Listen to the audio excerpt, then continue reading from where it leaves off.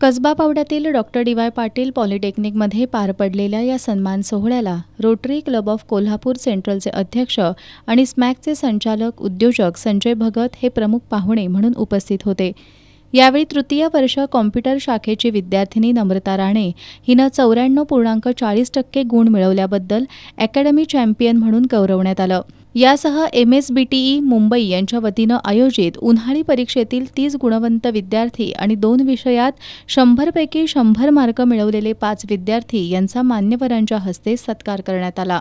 यावेळी बोलताना संजय भगत यांनी डॉक्टर डी वाय पाटील पॉलिटेक्निकची शैक्षणिक गुणवत्ता कौतुकास्पद असून पॉलिटेक्निकच्या विद्यार्थ्यांनी सर्वच क्षेत्रात मिळवलेलं यश अभिनंदनीय आहे असं प्रतिपादन केलं।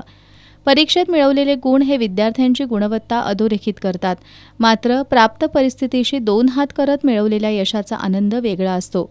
कष्टाची तयारी ठेवल्यास क्षेत्र कोणतंही असलं तरी प्रगती निश्चित असते असंही त्यांनी नमूद केलं।